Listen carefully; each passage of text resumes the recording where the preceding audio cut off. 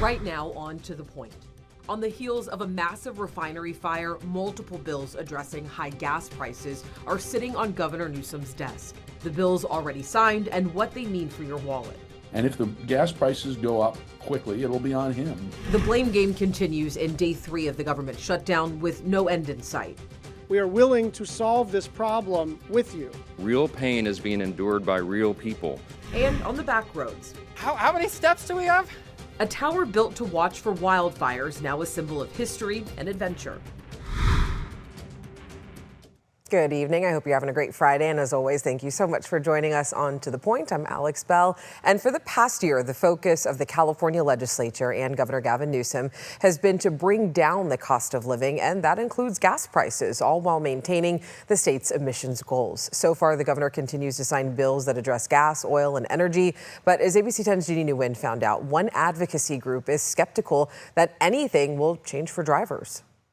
Alex, Consumer Watchdog says what the governor and lawmakers have passed will do little to nothing to address the price of gas. The governor acknowledged the ongoing challenges with costs, but believes the recent legislation he signed will address these concerns.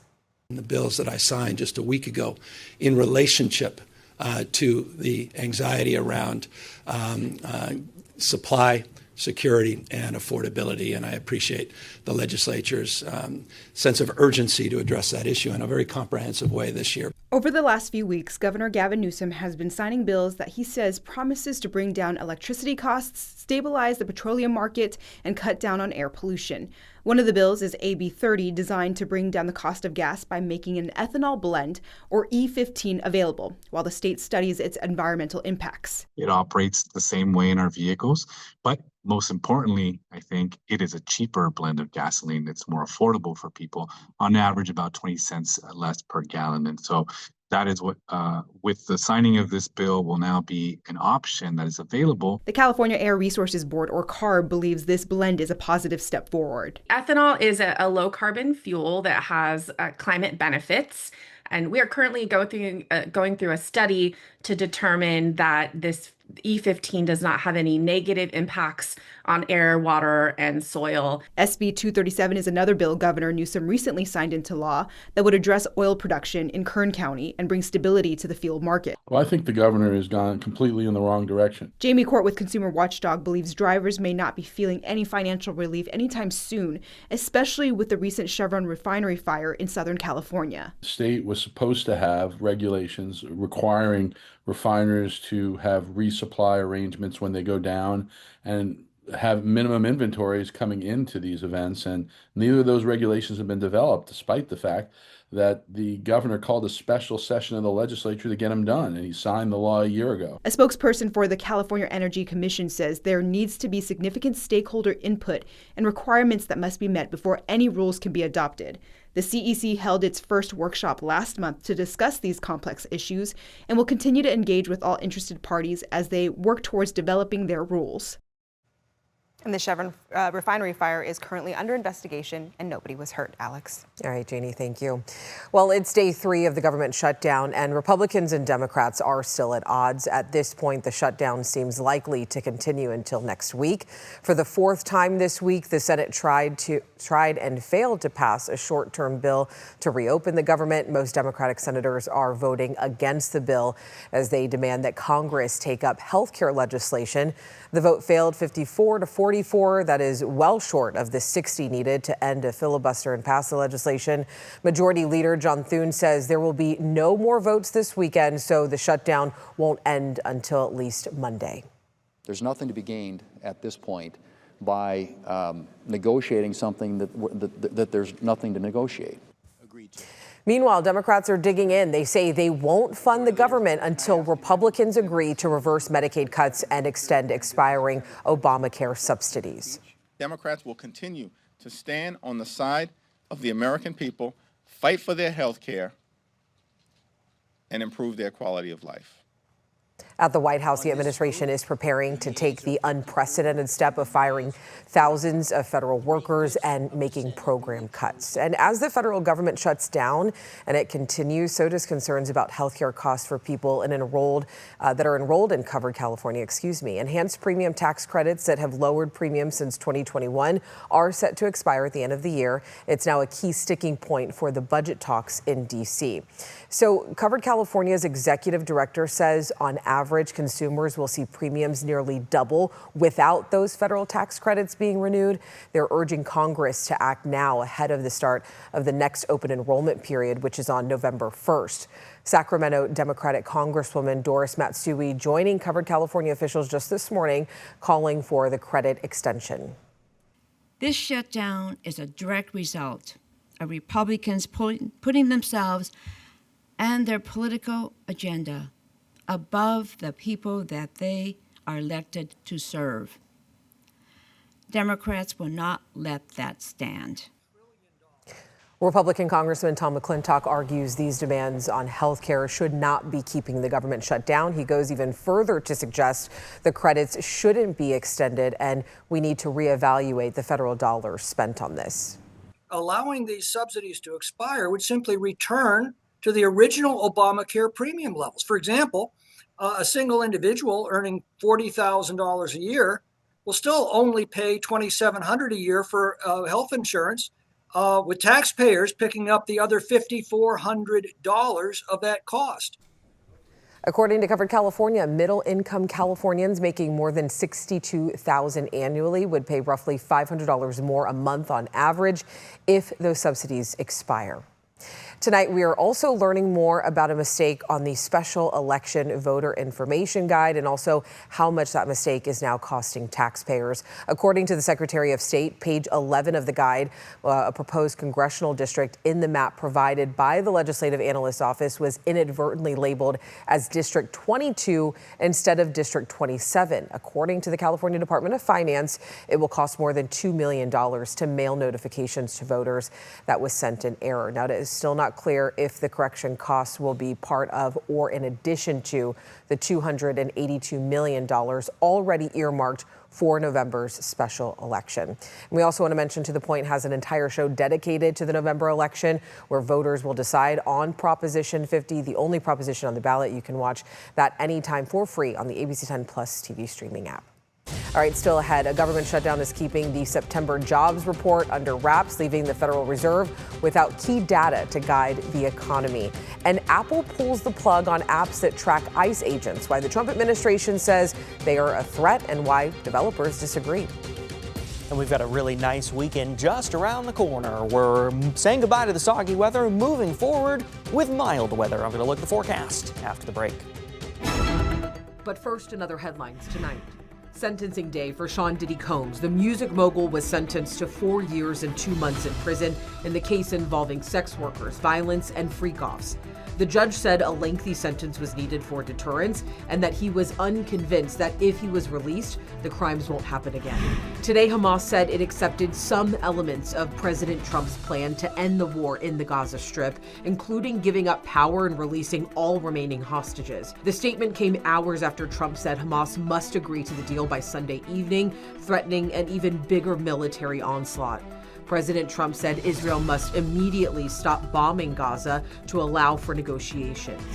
The Pentagon released new video showing a deadly U.S. strike off the coast of Venezuela this morning. Secretary of Defense Pete Hegseth says the strike killed 4 people aboard a suspected narco-trafficking vessel. This marks at least the 4th U.S. military strike in the Caribbean since September that the administration claims are affiliated with drug cartels.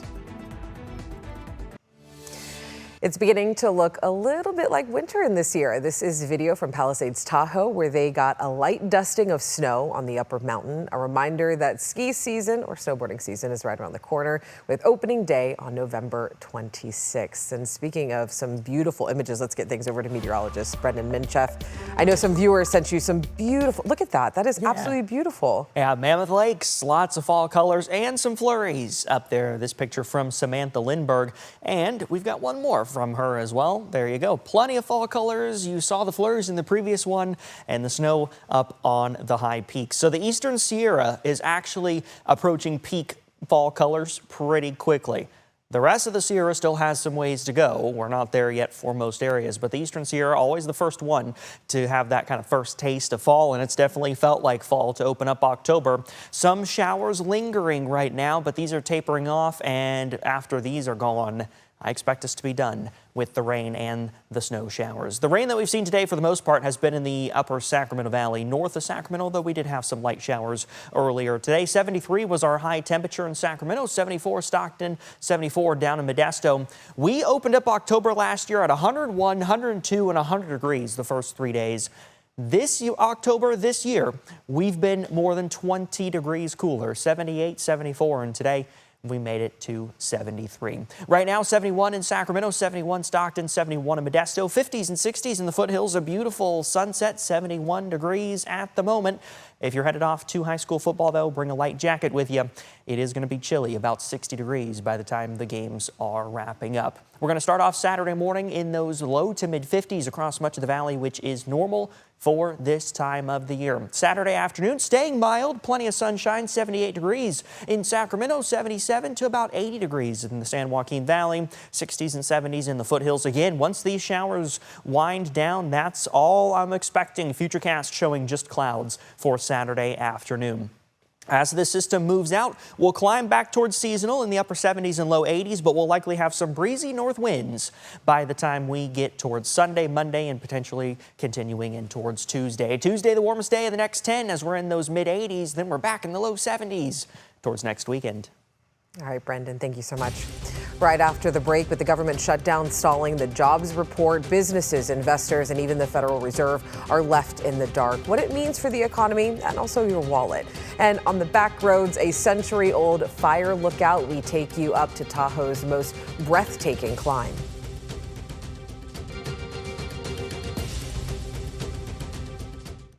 Welcome back in. Today, the government's latest jobs report was supposed to be released, but the government shutdown delayed it. Now, businesses, job hunters, and investors are without that insight at a very crucial time. Karen Kafa has more for us from Washington. In the midst of a government shutdown on Friday morning, the latest government employment data was a mystery even to U.S. Labor Secretary Lori Chavez DeRemer. Usually we get the reports the day before, and I haven't seen that for this month. The delay of the release of the September jobs report from the Bureau of Labor Statistics means Wall Street investors, Main Street businesses, and consumers have one less piece of the economic puzzle to make important financial decisions. It's not like all the data goes away, but it's certainly one source that a lot of people pay attention to could be quite delayed. One private data source, the ADP payroll report released Wednesday, estimated the private sector lost 32,000 jobs during September. With healthcare and education adding jobs, most other sectors slumping, and small businesses with fewer than 50 employees shedding more jobs than larger companies. There's been this wait and see from employers in terms of whether they're going to hire. We've seen a number of employers, for other reasons, decide that they are going to contract their workforces, and so we're seeing those announcements as well. If a shutdown drags on and continues to stall the release of future economic reports, the Federal Reserve could be without key data when they meet for their next move on interest rates at the end of the month.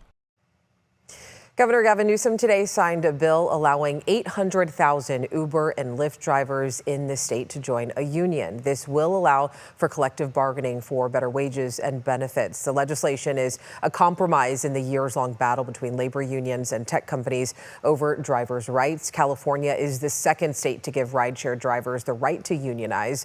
Newsom also agreed to sign a bill supported by Uber and Lyft to lower the company's insurance requirements. Apple removed tracking apps that alert people about sightings of immigration and customs enforcement agents in the area. These types of apps have been available on Apple's App Store since the spring. The removal follows a request from the Department of Justice. President Donald Trump and his administration have argued the apps pose a threat to ICE agents. In response, the creator of IceBlock, one of the apps removed, says is patently false. Next to the point, a trip to the back roads, a tower in the sky, and the man who helped build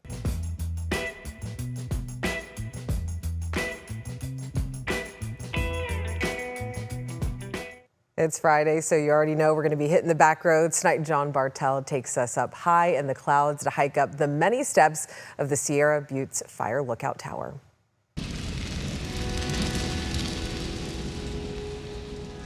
In 1910, a massive wildfire wiped out more than 3 million acres of federal wildlands in 3 states. It was one of the largest fires in U.S. history, but out of the ashes, the newly formed U.S. Forest Service started building fire lookout towers. And one of those towers was the Sierra Buttes Fire Lookout.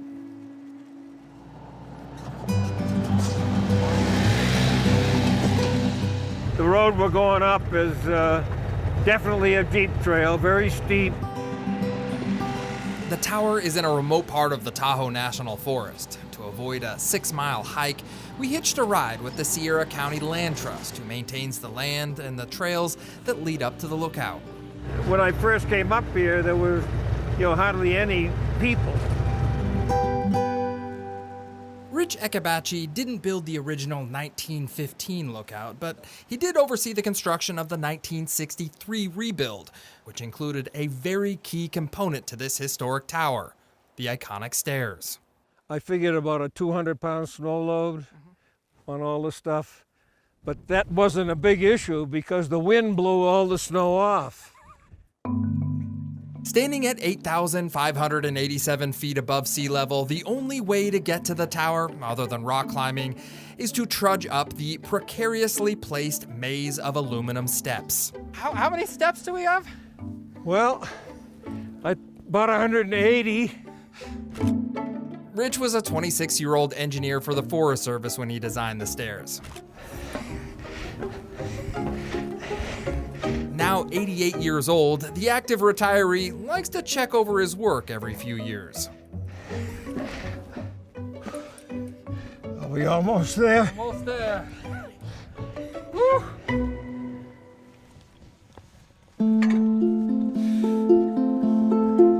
In a way, walking up the fire lookout is also a pilgrimage of sorts for Rich. It is definitely magical, spiritual, challenging. You get up here, you've done something. Like many fire lookouts, sophisticated cameras replace the humans who once lived up here for weeks looking for signs of smoke that may rise up at any moment over miles of forest land. Inside there was a bed, there was a sink, a stove. Now locked up and beaten by the weather, Rich has mixed feelings about the lookout. On one hand, it's an outdated government tool, but on the other, it's a testament to his past. My kids have to spread my ashes up here. Bring it up high and let it go down. Only an old Forest Service person would probably think. I'm very old. I think it's beautiful in a way, though. Well, I'm still here. Rich is still here. And as long as he is, he'll continue his tradition of climbing the fire lookout, reminiscing on the old days with family. Open no sesame. And eating some of his homemade apple crisp cobbler. This is really good, Dad. There we go. Is it really good? Here's to many more years and many more steps, Rich. From the Sierra Buttes Fire Lookout, I'm John Bartel. Hope to see you on the back roads.